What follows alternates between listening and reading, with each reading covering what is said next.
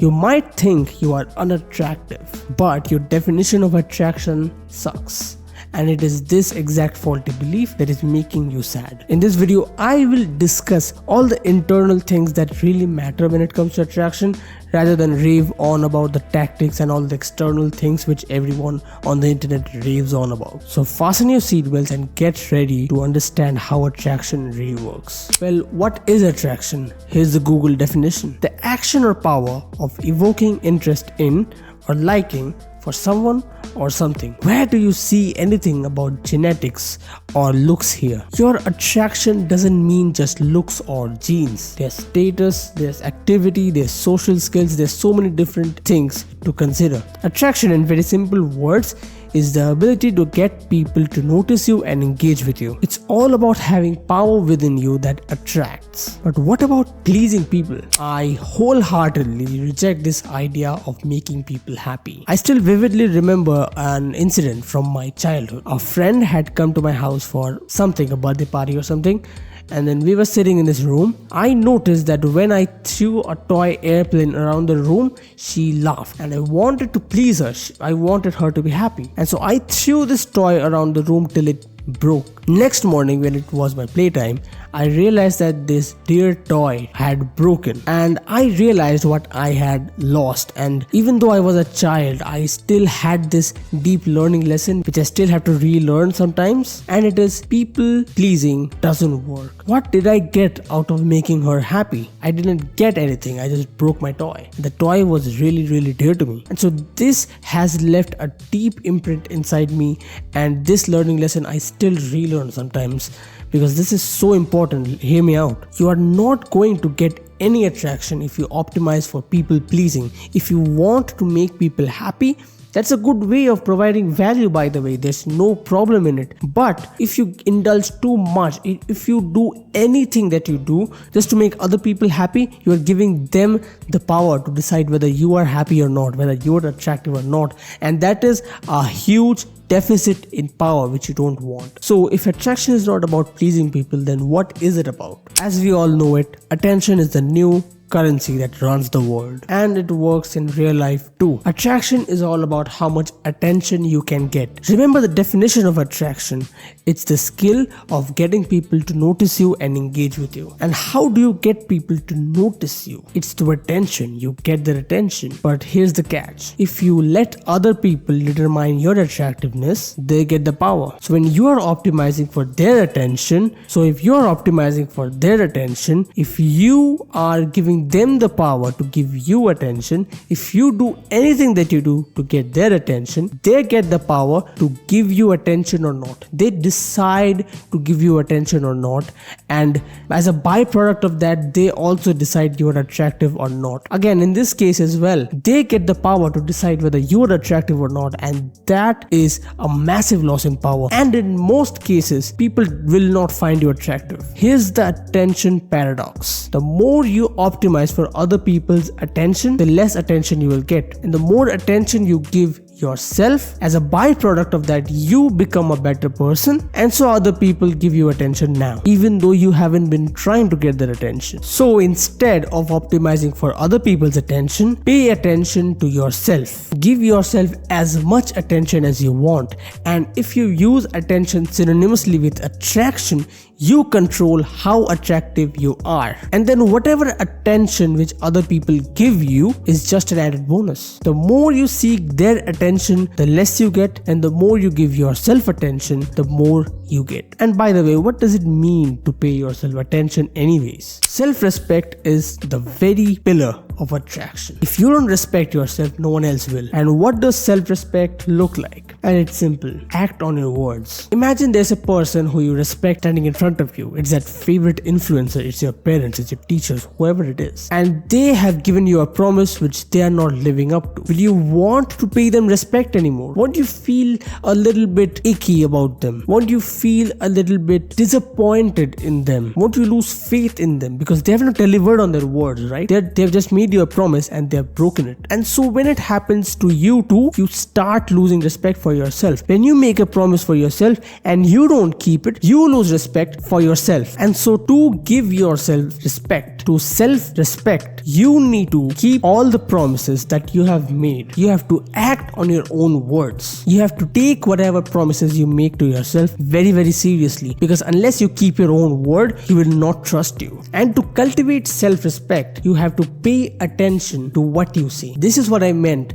when I said pay yourself attention, because paying yourself attention, all it means is listening to what you say and looking at what you do. If there's a difference between what you say and what you do, automatically you will lose a lot of self-respect. But the problem with most people is they're not even paying themselves attention, so they don't even know if there's a difference between what they say and what they do. They don't even know what's the difference here. They don't know what they have said and they don't analyze what they have done. And so first pay yourself attention and understand what you have been saying and look at what you have been doing. If there's a difference, fix it. Here's a funny thing. Guys will actually get a lot more proposals once they get into a relationship. Now, is it God testing out how true your love is? Maybe, but there's a much more operational way to describe this. Look, if you ask this guy, why are you into a relationship? The most blunt answer would be because I can, because I am able to. And this I can is displayed to the world. Your ability to get into a relationship is displayed to the world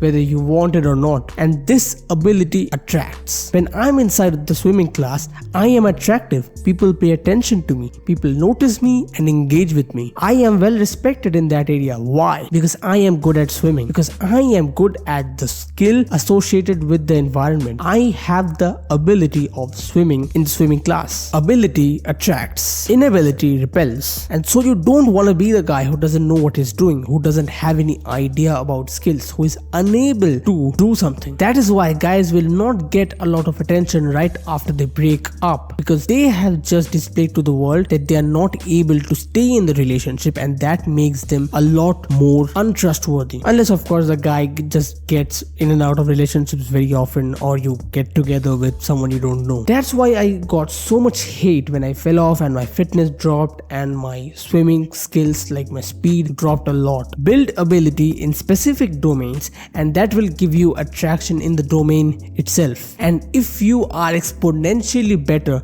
if you are really good at that ability, then it will get you attraction elsewhere beyond the domain as well. And so when I was selected for a really prestigious swimming competition, people who don't even care about swimming, even they congratulated me, even they noticed and engaged with me. But for that, of course, you need to develop your ability first. So first what will happen is you are good at this ability, you are okay at this ability, and then in that domain of that ability, so for example when it comes to swimming, in the swimming classes, if I am okay at swimming, I'll get respect in the domain itself. But unless I am exponentially better, really good at swimming, I will not get any attraction out of the swimming class. And so the CTA in this situation is just build ability. Just pick something and get good at it. It's a known fact that status is attractive. In the tribes, the tribe leader was the most desirable person. But in my opinion, playing status games is too distracting. It's impossible to focus on your goals and your aspirations and the things that you need to do if you constantly think about the 40 laws of power. Seriously, I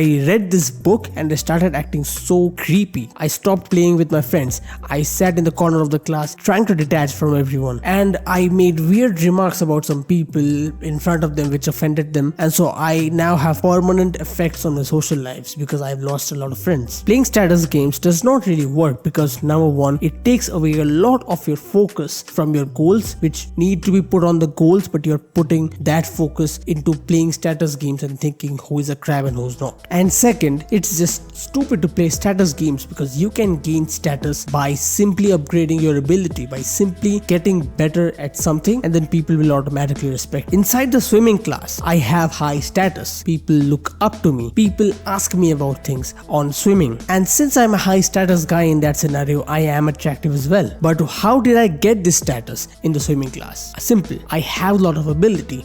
I know how to swim. And this ability has given me status automatically. I did not try to apply any of the 14 laws of power into the swimming situation. I just got good at swimming, and that is what makes me respectable in that domain. Now, of course, as I just said in the previous section, you don't get attraction beyond your swimming domain. You don't get attraction beyond the domain of your ability. I'm not respected beyond my domain of swimming for swimming, but based on different domains, I have different skills. So when I'm in class with my friends, I have a good sense of humor, so I make nice jokes, and that is what gives me status in that situation. In the swimming class, it's swimming. In the music class, it's music. In the accountancy class, it's accounting. You can't expect your ability of swimming to help you in an accountancy class. And so there's little micro abilities which you need to earn just through practice, trial and error, and this will give you ability, and ability attracts status, and status attracts other people to you. And anyways, after a certain threshold, your ability grows so large that the status you receive from it can no longer be delivered just by your niche, and so you start getting attraction from other domains as well. You look at Usain Bolt. When he became the fastest man on earth, the respect which he deserved to get could not be supplied just by the athletes, and so now the world respects him. How many examples are you going to take? Any high achiever that you know that is famous has achieved this high status due to their ability, their specific ability in one domain, and then they just grew so large in that one domain that they started getting respect from other domains as well. And so you can do two things: either focus on one ability, go all in on it, and then become so exponentially large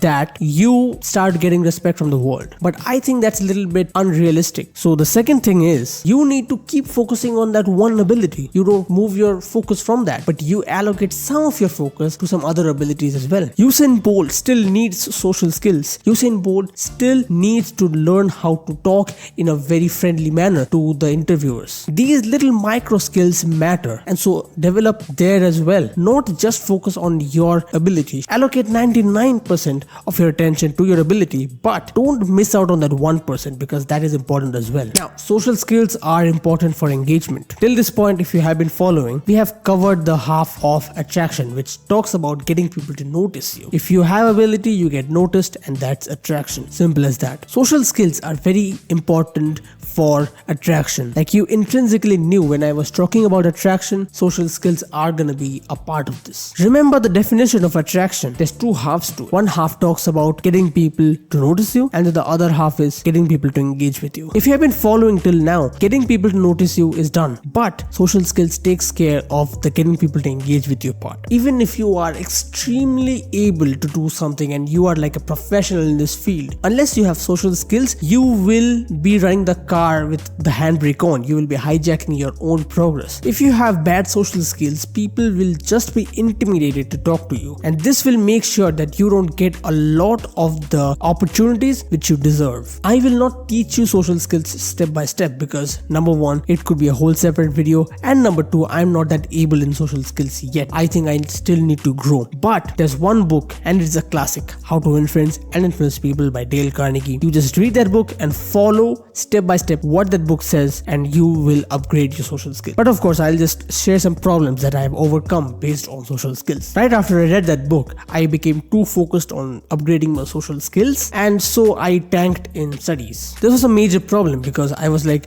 okay, we will have to socialize with strangers. We have to give them a fist bump or a handshake or ask their names, use the names and stuff, smile. So many different things. It just went on inside my head that I just stopped focusing on studies. And so my solution was to divide the year up into seasons. And during the holiday seasons, I would go to tuition classes and practice these social skills out. And in the other seasons, I would just not focus on upgrading my social skills, but using the upgraded social skills, it becomes a habit inside you. If you make it a habit to smile, you will smile a lot of the times. If you make it a habit to ask people about their names and remember them and use their names next time you address them, it will become a habit of yours. And so I started using these habits during the seasons which were not focused on social skills. I divided up the year into different seasons. One major misconception that I had about social skills was that social skills was all about cold approaching. A lot of people have this misconception. I talked with my friends once about social skills and they said, oh well, social skills, doesn't it have something related to cold approaching? Let me tell you, cold approaching is nothing but just a part of social skills, and it's a high level skill which you need to learn, this cold approach thing. If you have been sitting in your room playing video games for the past 2 years and not done anything, it will be very hard for you to just go out there and start cold approaching people just randomly. And so you need to start small. Upgrading your social skills does not take any major action. It does not take you to go out and cold approach. Social skills is all about passing a bit of your personality through your social skills to the other person. And so it just takes little things to train this skill. Instead of just focusing on cold approaching, you need to compliment people. You need to take interest in what the other person does or thinks of. You need to let your needs known politely. And so ask a stranger for direction. Ask your father about the latest news and what he's interested in. Compliment your mother on the cooking that she has done. Help your friend understand something from the syllabus. And all these help and these compliments and these letting your needs known thing, all these things just train your social skills into a stage from where you can then start cold approaching. Because unless you level up your social skills to level 10, you can't cold approach. You can't kill the big zombie before you start with the chickens and level up. You need to start with the chickens, kill them, get their XP, and then use that XP to upgrade yourself so that now you're able to kill the bigger dragons. Value. It is directly correlated with your ability. I know I'm raving on about ability, but this is how important ability is when it comes to attraction. If you have ability, you can provide value. And there's two ways to look at this. If you have a good skill in videography, you can help people to learn about videography, or you can provide help to other people for free with your videography services. Or maybe you just get paid. It doesn't matter. You are providing value in some sense. And there's another way to look at it. If you are earning good money from your videography and then you are donating that money to charity, that's also linked with your ability, and that's a form of providing value as well. But again, like donating and helping does not always take a lot of ability. But of course, the more abilities you stack up, the more value you can give out to the world. If I wouldn't have known about lighting, if I wouldn't have known about videography, if I wouldn't have known about what software and hardware to use while recording this YouTube video, I wouldn't have been able to provide you with this value that I'm doing right here. If I would have just stuck with swimming and just stuck with it, I wouldn't have been able to learn all this. The more abilities that you stack up, the more opportunities for providing value you will get. Because unless you earn money, you won't have enough money to donate to charity. Unless you have money, you won't feel comfortable tipping that waitress who gave you a good service. But again, as I just said, you don't need a lot of abilities to start. And so next time you go out with your friends, buy your friends some snacks. I just made friends with a lot of people just by buying them snacks. That is it. And do these things without any expectations of return. Don't just give them snacks or something with the expectation that okay, next time you will have to buy me snacks because I just gave you stuff for free. Don't have these expectations. And even if you don't express it out loud, people can sense these things. If you have an expectation from them, they will be able to sense it. It's very easy to sense. And basically, how does this tie to attraction? Simple. Like the more value you can give out to the world, the more attractive you are. The more people notice you, the more people engage with you. Now, of course, you need to be very careful here, because if you keep buying them snacks, if you keep providing them value in some form, they will take you for granted. Now, I have two tips for you here. First, rarity gives value. Don't do it every single day. Don't make it a routine or a pattern that okay, on Fridays or on Wednesdays I just give them stuff for free. Don't make it into a pattern and they won't take you for granted. Make it once a week, make it random days whenever you feel like it. And the second thing is choose the right people, because if it's the wrong people, it doesn't matter how often you give them stuff and what you give them, they will always treat you badly. But if it's the right people, they will always treat you good. Even if you give them stuff away for free every single day, they will not take you for granted. And for this stage, like, remember that people can subconsciously sense things. You can't fake an emotion. You can't have an expectation when you give to someone else. You cannot expect something in return when you give something out, because if you do, you smell like a snake. And people usually sense this, and the good people, the people who matter, they won't come close to you because they are good people, and you, by having expectation, are a bad person. Now, of course, just don't beat yourself up for having these emotions. You know, these things are natural because you want something in return always. You have made these beliefs about, well, I am providing value, I need some return. Of course, you have made these belief systems inside you for a long time, and it's gonna take some time to break it out. out. So my suggestion is ignore these emotions, and even if you are feeling this urge that okay, I need something in return from here, start providing value. And of course, just keep upgrading on your ability so that you can provide even more value to the wider audience. This section is for the nihilists out there. This section is for the people who are black-pilled and they don't have any hopes, for the people whose genetics are stupid. I am ugly is a situation you can't even change. You cannot choose your genetics, you cannot change your genetics, you cannot change suddenly with a snap the dating market's dynamics. You cannot change your ethnicity, like you cannot change these things that you are complaining about. Isn't it exactly the same as banging your head against a wall? Listen, you might want sympathy and you will get a lot of sympathy online, but will that solve your problem? How will that sympathy affect your need to not be ugly? It won't change something that's unchangeable. You will not become the most attractive man in the world by banging your head on the wall. Look, I know people who are genetically gifted. I know people who are born to rich families. I even know people who have got the driving licenses illegally before they even got of age. And all their life trajectories,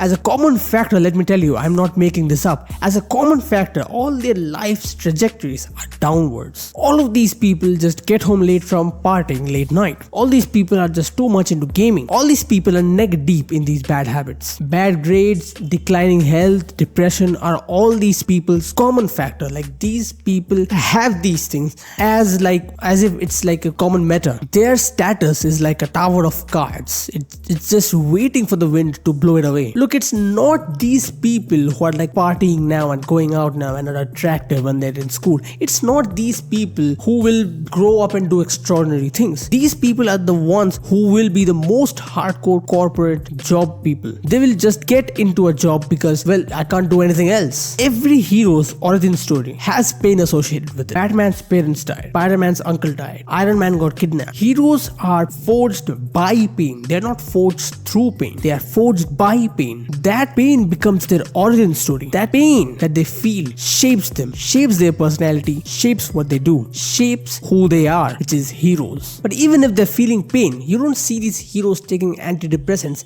and complaining about things on Twitter. Oh, but Batman is so rich and he's so handsome and he's so powerful. So you want to say that you would rather be in Batman's place, lose your parents in exchange for his handsomeness and his money? Do you really want to lose your parents for his money and handsomeness just because he's Batman? If you say yes to this answer, go watch YouTube Kids, because you have the mind of a 12-year-old. Pain is an integral part of life. You cannot remove pain. Sure, you can remove some pains, but if once you remove those pain points, new ones will come and take over, and that is good because it forges character. You cannot make an epic story out of sitting on a couch all day doing nothing, but you going out there and slaying a dragon, you going out there starting a business, whatever it is, it's an epic story. And there's a reason why you can naturally form these stories without any extra support, without any extra help. You just do epic things and you form naturally epic stories. Why do we have this natural response? Because if human beings would have sat down and done nothing, even sitting you can do a lot of things, but if human beings historically would have done nothing but sit on the couch and had their snacks, human beings would have been wiped off this planet. Action is important for survival.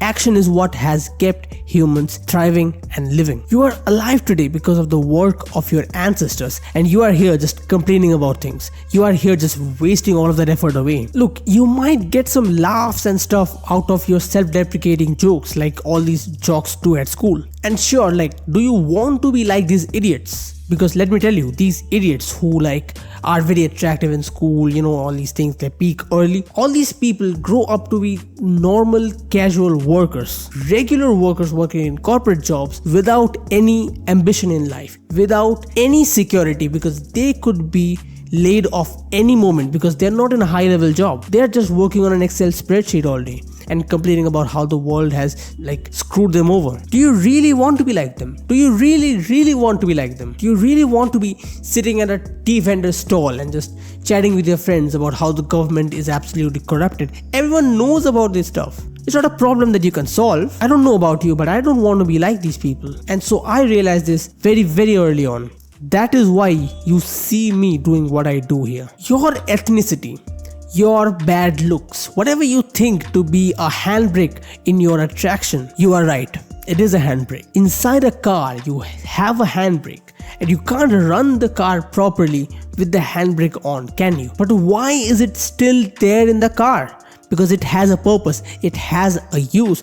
No matter how difficult it is to run the car with the handbrakes on, just turn the handbrakes off, because when the car is stalled, when the car is parked, the handbrake is what keeps the car stationary. The handbrake has some uses. Your things that you think are not very good for the world, the things that make you unattractive, as you say, these things are just like the handbrake. These things are your unique things, your unique points about you. These are God's gifts to you that make you a unique, one-of-a-kind human being. These are your unique features, which are not always of use all the time, but you can't keep the handbrakes on all the time as well. It's just like a handbrake. It has its uses when it's required. The handbrake is not a problem in the car. The incorrect usage of the handbrake is the problem. You are not using these things that you call as your breaking points, the things that limit you from your growth.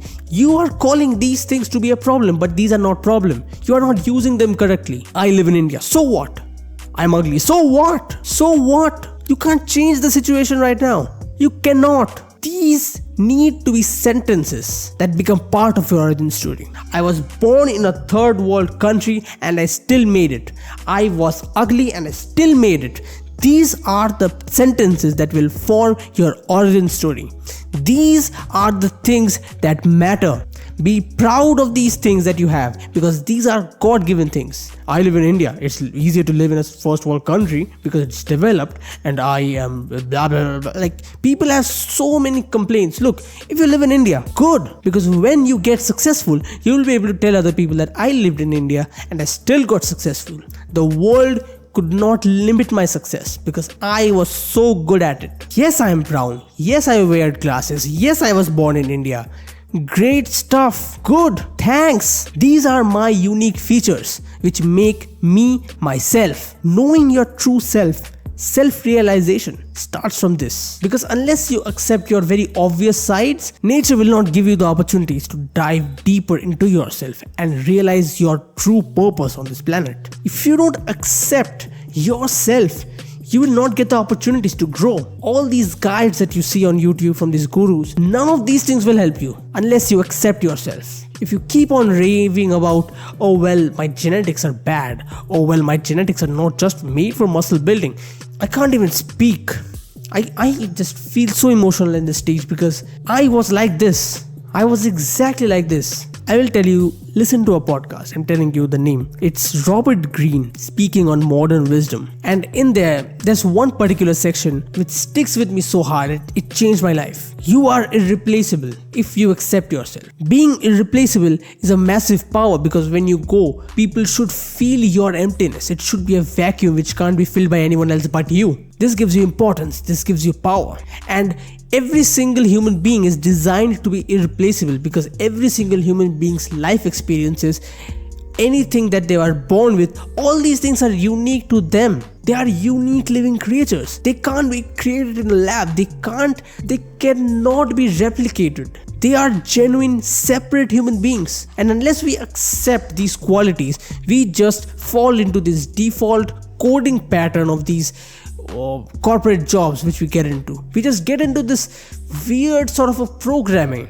It's quite literally a programming. We get into this weird programming system which turns us all the same. We are not the same. We are different people. But unless you accept yourself, someone else will accept you. And that one someone else is accepting so many other people that you become one of these so many other people. You are not different. You become just a machine. When you realize that you have alchemized these pain points, when you realize that you have alchemized these pain points into being your origin story, into being your success story, when you realize that you have alchemized these breaking points to be your success story, you have succeeded.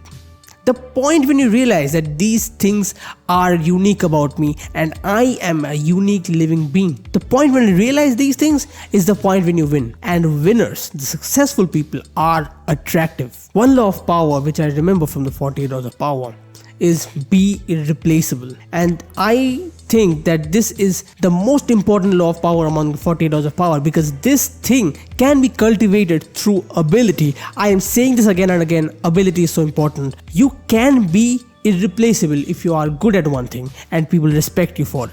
And this is where attraction comes from. Attraction comes simply from ability, accepting yourself, self-respect, self-care, pay yourself attention, and of course, accept yourself. And maybe to change my statements a little bit, don't just accept yourself. Accept unchangeable things about yourself, and when it comes to the changeable things, so for example your physique, accept the things that you want to be. Accept that you are brown because you can't change it, but accept that you can be jacked because you can. Accept the version of you that doesn't exist yet, but you want to make that version exist. Accept that version, because that version still will have a lot of the unchangeable features that you have, because they're by nature unchangeable, so they will still be brown. That jacked version of me, oh well, he's white, doesn't work because you can't be white, you're brown. That jacked version of me should be brown. So accept that version, because that version includes the changeable and unchangeable things. If you have to take just one thing from this entire video, let it be just one thing. Ability. Get good. It's a classic meme. Get good. Like, get good at your craft. Get good at your work. Just have specific ability, because specific ability is the thing that grants you attraction.